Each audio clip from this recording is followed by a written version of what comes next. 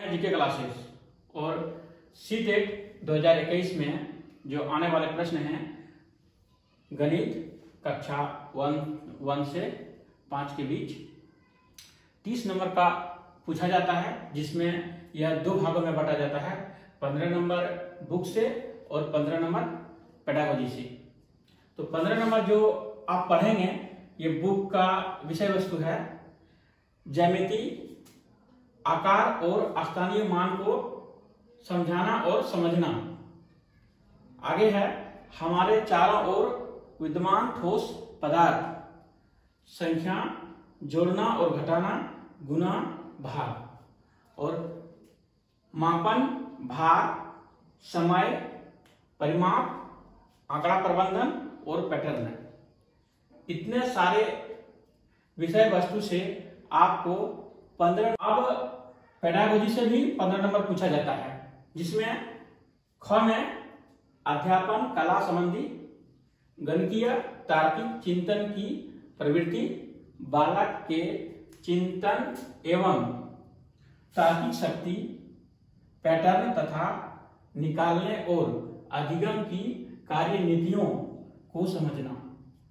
अगला है पाठ्य चर्चा में गणित का स्थान, गणित की भाषा, सामुदायिक गणित, औपचारिक एवं अनौपचारिक पद्धतियों के माध्यम से मूल्यांकन, शिक्षण की समस्या, त्रुटि विश्लेषण तथा अधिगम एवं अध्यापन के प्रासंगिक पहलू, नैतिक एवं उपचारात्मक शिक्षण। इन सारे विषय वस्तु से आपका 15 नंबर पूछा जाए। आज हम लोग पढ़ेंगे रेखा गणित के बारे में, जिसको इंग्लिश में ज्योमेट्री कहते हैं, और ज्योमेट्री का जो पिता होता है यूक्लिड है। तो पहला टॉपिक है मेरा बिंदु। बिंदु किसे कहते हैं? तो बिंदु वह कल्पित चिन्ह है जिसकी न तो लंबाई और न तो चौड़ाई और न ऊंचाई होती है। यानी जैसे यह एक बिंदु है, आप कल्पना कर सकते हैं कि इसमें चौड़ाई, ऊंचाई और न लंबाई कुछ भी नहीं होता है, जिसे हम लोग क्या कहते हैं? बिंदु कहते हैं। दूसरा है संरेख बिंदु और तीसरा है असंरेख बिंदु। संरेख बिंदु जैसे कॉलिनर लाइन पॉइंट बोलते हैं और असंरेख बिंदु को नॉन कॉलिनर पॉइंट बोलते हैं। संरेख बिंदु में जब 3 या 3 से अधिक बिंदु एक ही सीधी रेखा में हो तो उसे संरेख बिंदु कहते हैं। यानी यहाँ एक बिंदु यहाँ रखेंगे, एक बिंदु यहाँ, एक बिंदु यहाँ पर। लेकिन आप देख रहे हैं ये तीनों बिंदु जो मेरा है एक ही सीधी रेखा में है, इसको मिलाने पर एक ही सीधा में मिल जाती है, जिससे हम लोग क्या कहते हैं? संरेख बिंदु। जस्ट इसका अपोजिट है असंरेख बिंदु। जब 3 या 3 से अधिक एक ही सीधी रेखा में न हो तो उसे असंरेख बिंदु कहलाती है। जैसे एक बिंदु आपका यहाँ है, एक बिंदु यहाँ है, एक बिंदु यहाँ है, तो तीनों बिंदु को आपस में मिलाएंगे तो एक रेखा का निर्माण नहीं होगा, यह त्रिभुज का निर्माण हो जाएगा। इसलिए इसे असंरेख बिंदु। संरेख बिंदु और असंरेख बिंदु पढ़ने के बाद अब हम लोग पढ़ते हैं प्रतिच्छेद बिंदु। जब 2 या 2 से अधिक रेखा एक ही जगह से गुजरती हो तो उसे प्रतिच्छेद बिंदु कहते हैं। जैसे रेखा है EF, दूसरा है AB और तीसरा है मेरा DC। ये सब रेखा जो है गुजरती है एक ही बिंदु से होकर। ये मेरा बिंदु है, एक ही बिंदु से होकर गुजरती है, जिसका हम नाम दे देते हैं O।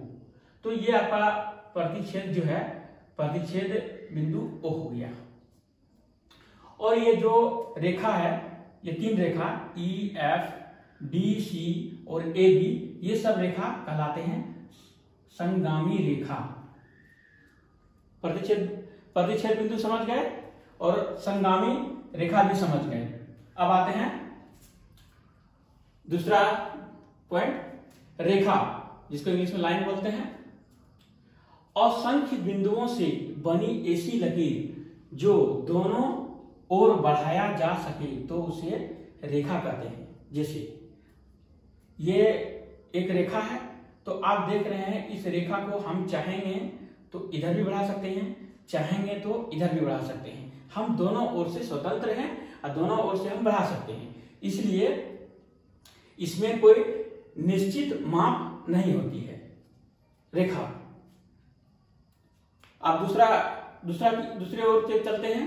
रेखाखंड, जो लाइन सेगमेंट है, रेखाखंड वह भाग है जिसके दो अंतिम बिंदु हो उसे रेखाखंड कहते हैं। यानी ये रेखा समझ रहे हैं, यही रेखा है यहाँ पर, लेकिन इसका खंड किया हुआ है, इसका निश्चित माप होती है। इसका जैसे ये रेखाखंड है ए बी, कुछ दूरी में है, ये इसका दो अंतिम पॉइंट है। इसको अब हम बिंदु, संरेख बिंदु, असंरेख बिंदु, प्रतिच्छेद बिंदु, रेखाखंड के बारे में जान चुके हैं।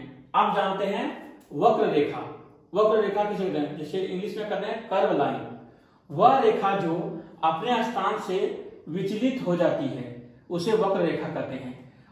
जैसे अपने स्थान से विचलित होने का अर्थ है, इसको जाना चाहिए था सीधा, लेकिन ये अपने सीधा न होकर यह टेढ़ी मेढ़ी हो जाती है, जिसके कारण से इसे वक्र रेखा कहते हैं। क्लियर है? नेक्स्ट में आते हैं सरल रेखा, स्ट्रेट लाइन। वह रेखा जो अपने सीधी रेखा में हो तो उसे सरल रेखा कहते हैं।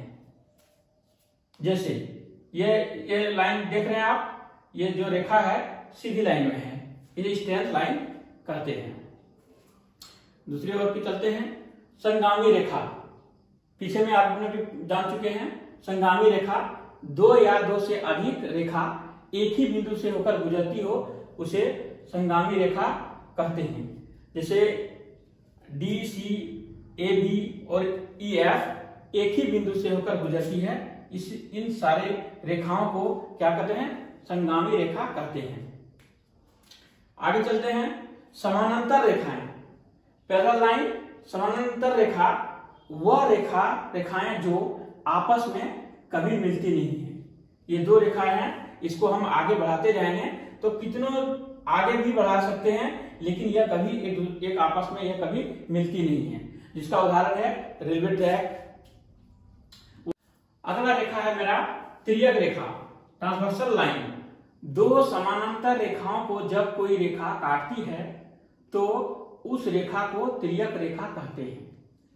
देखिए मेरा दो रेखा है, एल और दूसरा है एम, और ये जो पी रेखा है इसको दोनों रेखा को काटती है, इसलिए ये पी रेखा जो है तिर्यक रेखा कहलाती है।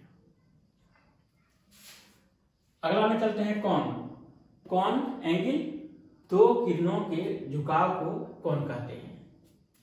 कोण का माप क्या है? डिग्री है, और कोण का मान जो है वह थीटा है। ये समझ गए? अब आते हैं आगे। किरण रे, असंख्य बिंदुओं से बनी ऐसा लकीर जो एक ही ओर बढ़ाया जा सके किरण कहते हैं। यानी इस रेखा को हम पीछे नहीं बढ़ा सकते हैं, सिर्फ आगे की ओर बढ़ा सकते हैं। जैसे इसका अच्छा उदाहरण है टॉर्च को लाइट से हम आगे की ओर बढ़ाते हैं, पीछे लाइट हम नहीं कर सकते, यानी ये एक ही ओर बढ़ा सकते हैं। न्यून कोण एक्यूट एंगल, न्यून कोण जो होता है वह 0 से बड़ा होता है और 90 से छोटा होता है। समकोण राइट एंगल, ये 90 डिग्री का होता है, और ऑब्ट्यूस एंगल अधिक कोण 90 डिग्री से बड़ा होता है लेकिन 180 डिग्री से छोटा होता है। सरल कोण या ऋजु कोण, स्ट्रेट एंगल, यह 180 डिग्री का होता है। वृहद कोण या प्रतिवर्ती कोण, इंग्लिश में बोलते हैं रिफ्लेक्स एंगल, यह 180 से अधिक होता है और 360 से कम होता है। पूर्ण कोण या वृत्त कोण 360 डिग्री का होता है। आगे चलते हैं। पूरक कोण कॉम्प्लीमेंट्री एंगल 90 डिग्री का होता है, और समपूरक कोण सप्लीमेंट्री एंगल 180 डिग्री का होता है।